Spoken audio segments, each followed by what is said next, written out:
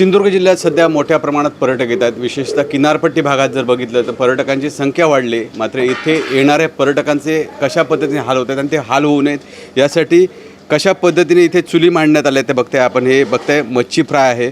हा मच्छी फ्रायसुद्धा अगदी बघितलं तर चुलीवर केली जाते आणि त्यासाठी अशा पद्धतीच्या चुली मांडण्यात आलेल्या आहेत. आणि जर बघितलं तर सगळ्यात महत्त्वाचं कोकणातलं जे असतं ते भाकरी असते आणि ती भाकरी बांधण्यासाठी सुद्धा अशा पद्धतीच्या चुली मांडण्यात आलेल्या आहेत. अगदी बघितलं तर पारंपरिक पद्धत आहे, मात्र जर बघितलं तर मोठ्या प्रमाणात पर्यटक वाढतात, त्यामुळे चुलीवर जेवण करणं शक्य नसतं. त्यामुळे अनेक भागात जर बघितलं तर गॅसवर जेवण केलं जातं. मात्र सध्या जर बघितलं तर गॅस सिलेंडर मिळत नाही, त्यामुळे अशा पद्धतीची परिस्थिती उद्भवलेली आहे. माझ्यासोबत आहे तिथे हॉटेल व्यावसायिक.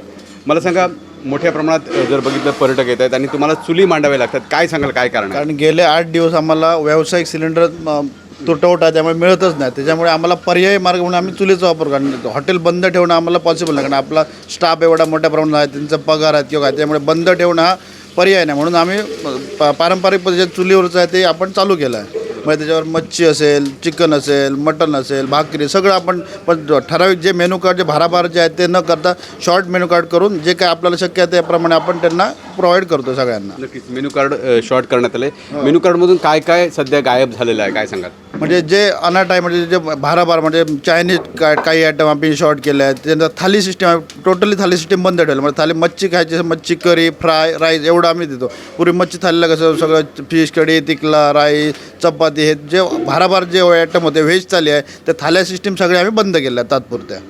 काय सांगाल? पण एक वेगळी चवसुद्धा पर्यटकांना त्यामुळे चाखता येते. जर बघितलं तर मासे एरवी तुम्ही गॅसवर तळत होता, आता चुलीवर आलेला आहे हे प्रकार. हो, पण आम्हाला त्रास होतो, पण ग्राहकांना ते अतिशय चांगलं, कारण त्याची टेस्ट आहे ना ही पारंपरिक पद्धतीने, त्यामुळे टेस्ट वाढलेली आहे. पण जे आमचे हे आहेत, जे कुक लोक आहेत, शेफ लोक आहेत, त्यांना तो भाजताना थोडासा त्रास होतो, धूर म्हणा किंवा काय म्हणा. त्याच्यामुळे लोकांना ग्राहकांना ते चांगलं आहे, पण आमच्या स्टाफला ते थोडासा धोकादायक आहे. नक्कीच आपण बघताय कशा पद्धतीने या ठिकाणी मच्छी भाजली जाते. अजून अशा पद्धतीची कोळंबी असेल किंवा इतर मासे असतील छोटे छोटे, ते कशा पद्धतीने चुलीवर भाजले जात आहेत ते बघतायत. आणि जर बघितलं तर संपूर्ण कोकण किनारपट्टीच्या भागामध्ये अशा पद्धतीचं जेवण हे चुलीवर बनवलं जातं आहे. जसं इथले व्यावसायिक म्हणतात की आम्हाला त्रास होतो आहे, मात्र हॉटेलमध्ये जेवायला येणाऱ्या खवय्यांना मात्र वेगळा आस्वाद साधता येतो आहे. मात्र बघितलं तर सिंधुदुर्ग जिल्ह्यातील किनारपट्टी भागात सर्वत्रच ही परिस्थिती अशी पाहायला मिळते. विकास गावकर, TV9 मराठी, सिंधुदुर्ग.